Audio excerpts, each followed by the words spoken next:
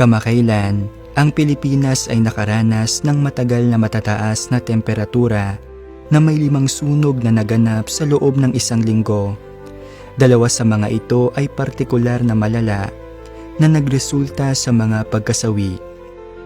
Hinaharap natin ang isang kakaibang sitwasyon. Nakakaranas tayo ng matitinding init na hindi pa natin nararanasan noon, na parang tinutupok tayo at ang lupa ng mabagsik na apoy. Dahil sa matinding lagay ng panahon, kinailangang kansilahin ng ilang paaralan ang mga klase at ang masaklap, may mga namatay pa. Ang madalas na mga wildfire ay nagdulot ng malaking pinsala sa hindi mabilang na mga pamilya. Katulad ng iniwan silang walang-wala at nagresulta sa mga pagkasawi.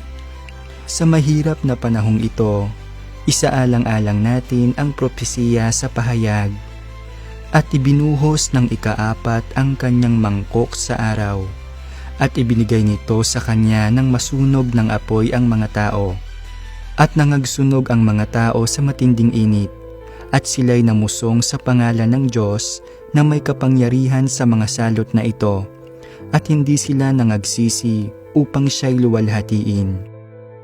Ang mga simbolikong pangyayaring ito ay naghahatid ng babala mula sa Biblia. Sa harap ng gayong mga kapahamakan, dapat tayong magsisi at humingi ng awa ng Panginoon, manalangin para sa kanyang tulong upang makayanan ang mga panahong ito ng pagsubok.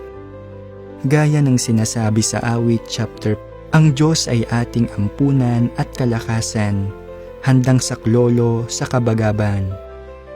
Naway tulungan ng Panginoon ang bawat pamilyang nagdurusa sa nakapapasong init at sinalanta ng wildfires at gabayan sana sila sa mga pagsubok na ito.